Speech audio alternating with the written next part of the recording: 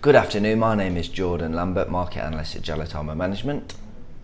Bernanke reiterated that the timeline to tapering is still subject to forthcoming data in the second part to his semi-annual report, causing gold to swing between 1281 to 1288 yesterday. His comments revealed nothing new, allowing gold to hold on to the gains that it made since bouncing at 1270 following the first part of his testimony on Wednesday. The Dow Jones and the S&P 500 indices have made new all-time highs, despite Google and Microsoft disappointing investors with lower than expected profit and revenue. The weekly jobless claims and the Philadelphia manufacturing index were both better than average estimates, which ends this week's US data as a rather mixed bag, and it prolongs the uncertainty surrounding the timing of the first cut of the $85 billion per month bond buying. The majority of the market was pricing in the September FOMC meeting to be the time when the Fed announces a wind down, but this conflicting data we've seen this week, we've seen poor US retail sales, but now we've seen improving manufacturing activity in areas like Philadelphia. That conflicting data may push the expectation back of a cut until the December meeting. Let's just take a look at the charts. Looking at the 1 hour chart, so far today we have had quite a good surge from as low as 1280, and it surpassed yesterday's high at 1288.83, but now it's becoming overbought in time frames up to 15 minute, 30 minute and 1 hour. It's almost becoming overbought, so we could see a reversal, but we don't have any resistance until a few dollars higher. It's currently 1291. The next resistance is the 1300 level.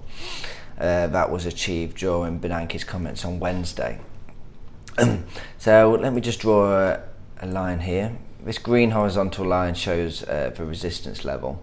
So it might be a good time to short as price approaches this level, especially if price if the bulls attack this level from a long distance. If we see a price surge towards this level, a very steep angle of ascent, and it's likely that the bulls will exhaust themselves by the time they get to this level, and then the bears may gain control again. So be aware of that. However, if we do get price steadily creeping towards this level over the course of a day, and the bulls haven't exhausted themselves, then the odds will be in the bulls' favour of breaking through. And the support levels is around 1270.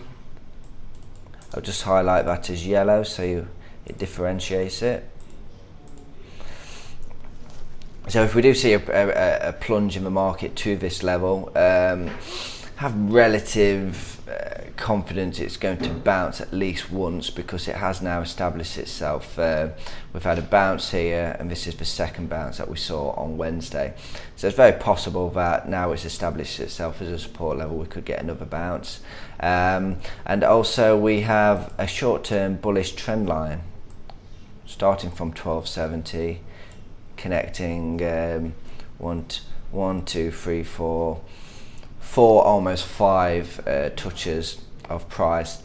So if price reverses back towards this trend line, it might be an opportunity again for a bounce trade, or if it breaks through, it would be quite bearish.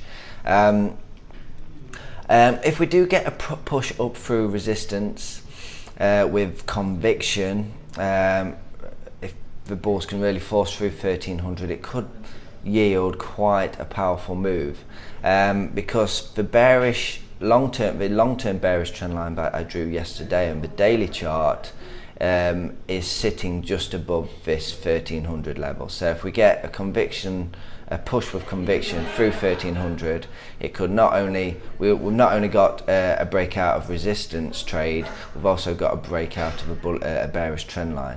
Let me just show you. So this is the long-term bearish trend line.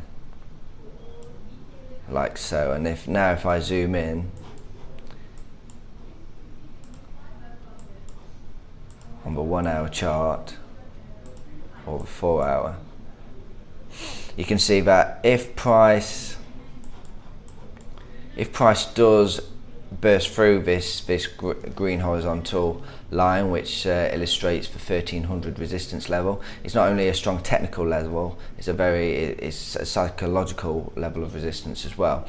So if we get a breakthrough there and the bulls push further forward, we also get a break through this long-term bearish trend line here, which is just sitting above the 1300 level. So we'd get a double breakout trade, which would be even more powerful. So just be aware of that. Conversely, it might be even tougher for the bulls to break through this level because we've got the long-term bearish trend line sitting just on the other side of it. So either way, we should get a bounce or a strong breakthrough. So that's the analysis today. We've not got any US data out. So I will speak to you again on Monday. Thanks for listening.